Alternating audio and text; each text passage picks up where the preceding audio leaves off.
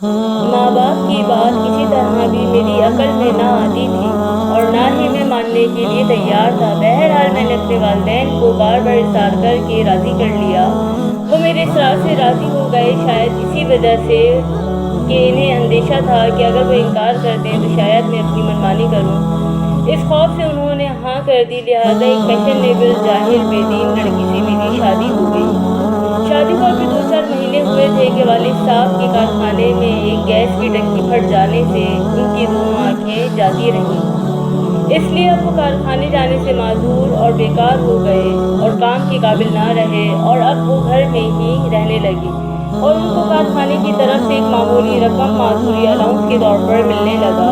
میری بیوی کو اسلامی تعلیم و تہذیب سے دور کا بھی واسطہ نہ تھا، وہ تو صرف آزاد خیال اور تیز مزاج عورت تھی جسے نہ خوف خدا اور نہ عشق رسول صلی اللہ علیہ وآلہ وسلم۔ وہ کیا جانے کہ اسلام کیا ہے، وہ تو پہلے ہی دین سے جاہل تھی۔ کچھ اس کی سہیلیوں نے اس کے کان بھر دیے کہ ارے دیکھو، ساس سسر کی خدمت کرنا تمہارا فرض نہیں بلکہ ساس سسر تو تمہاری خدمت کے لیے ہیں، تم ان سے جو چاہے خدمت لینا۔ وہ لڑکیاں جاہل، گنوار اور بے عقل ہوتی ہیں، وہ اپنے ساس سسر کی خدمت کیا کرتی ہیں؟ تمہارا کوئی حق وقت نہیں ان کی خدمت کرنے کا، تم اپنے شوہر کی ہو کر رہنا بس۔ اس وقت میں کسی انگریز سے کم نہ تھا۔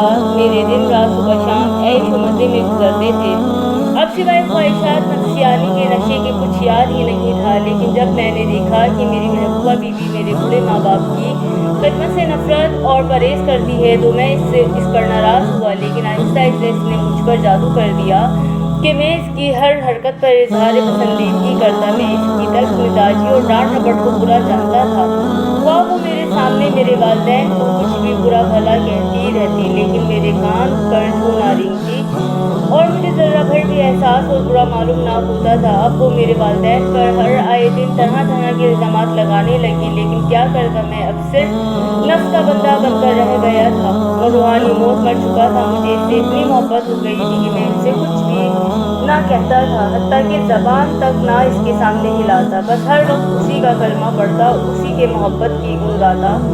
جو کچھ ہوتا پڑا دیکھتا رہتا۔ پیارے والدین نے بے بس اور مجبور ہو کر نہایت تنگ آ کر مجھ سے فریاد اور شکایت کی، آہ میری بدبختی! تو میں نے یہ کہہ کر ٹال دیا کہ میری بیوی ایسی نہیں ہے، وہ بڑی عقل مند اور صاحب سلیقہ ہے، آپ کی عقل ٹھیک نہیں ہے۔ ایک روز کی بات ہے، والد صاحب رات کو کسی ضرورت سے پانی لینے کے لیے اٹھے تو نابینا تو تھے ہی، ایک اسٹول سے ٹکرا گئے۔ اسی اسٹول پر دودھ کا برتن رکھا تھا، وہ زمین پر گر گیا اور سارا دودھ زمین پر الٹ گیا۔ پھر کیا تھا، بیگم صاحبہ اٹھیں اور ان کو بہت بری طرح للکارا، تمہیں شرم نہیں آتی؟ چوری کرتے ہوئے چھوٹے منے کا دودھ رکھا ہوا ہے اور چاہتے ہو چپکے سے خود پی لو، خبردار آئندہ ایسی حرکت کی اچھی طرح دودھ پینے کا مزہ چکھا دوں گی۔ میری دکھی والدہ بھی جاگ رہی تھی، انہوں نے بڑی نرم آواز سے کہا، نہیں بیٹی ایسا نہ کہو، یہ تو پانی پینے اٹھے تھے، سامنے اسٹول تھا، دودھ کا برتن گر گیا۔ چپ رہ بڑھیا، آ گئی باتیں بنانے اور تعویلیں کرنے، مجھے پڑھاتی ہے، تجھے کچھ تمیز بھی ہے بات کرنے کی؟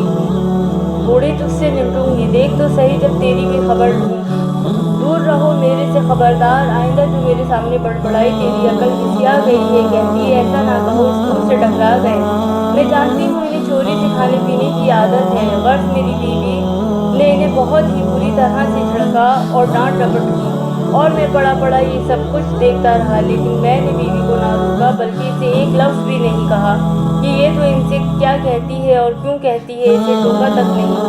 تھوڑے دنوں کے بعد ایک دن میرے ماموں آئے اور میرے والد اور والدہ کو اپنے ساتھ لے گئے۔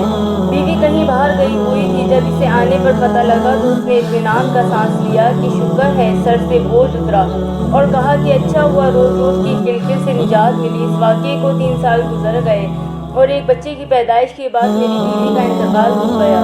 بس میرے لیے بہت ہی مصیبت کا سامنا تھا۔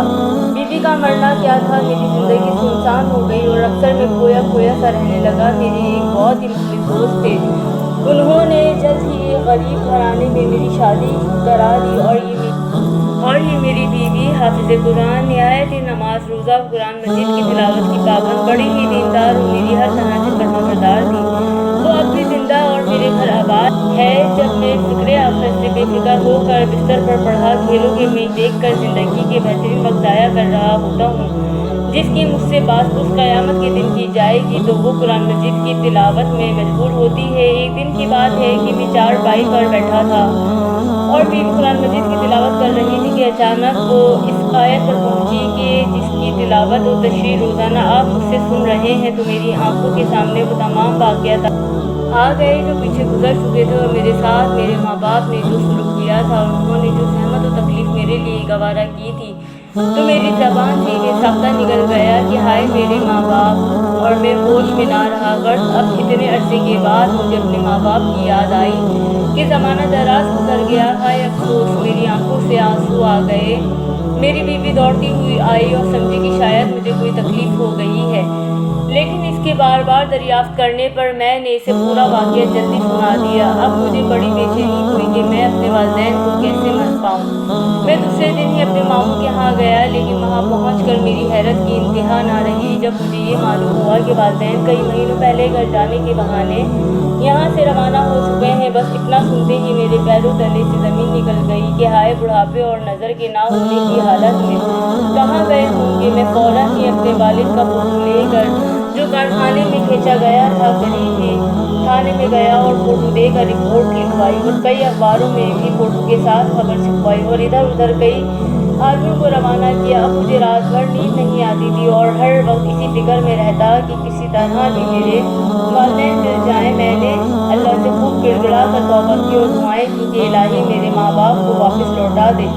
تیسرے روز ایک پولیس والا آیا اور اس نے مجھے بتایا کہ جو شکل آپ نے دکھوائی تھی بالکل اس سے ملتی جلتی شکل کا ایک بوڑھا آدمی قبر میں بیٹھا فاتحہ پڑھ رہا تھا۔ میں دوڑتا ہوا قبرستان پہنچا تو معلوم ہوا کہ وہ میرے چچا تھے۔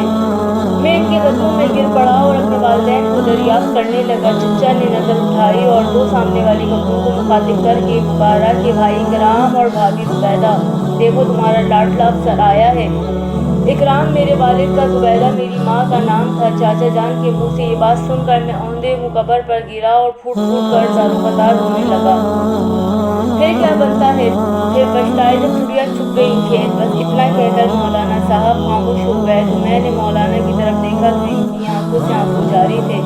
بزرگوں نے سچ کہا ہے کہ انسان سے بعض ایسی غلطیاں ہو جاتی ہیں جو ساری عمر کے لیے افسوس پیدا کر دیتی ہیں، مگر نادم ہونے والوں کے لیے اللہ تعالیٰ کے خوف سے عاری لوگ دست سے مست نہیں ہوتے بلکہ اور زیادہ ظالم ہو جاتے ہیں۔ حاصل معلوم ہوا کہ والدین کا مقام بہت اونچا ہے۔ بے شک جو اپنے والدین کی خدمت کر لے گا وہ دنیا اور آخرت میں کامیابی اور فلاح پائے گا۔ اس واقعے سے ہم سب کو عبرت پکڑنی چاہیے اور اپنی طاقت سے بڑھ کر والدین کی خدمت کرنی چاہیے۔ اللہ تعالیٰ ہم سب کو عمل کرنے کی توفیق عطا فرمائے، آمین یا رب العالمین۔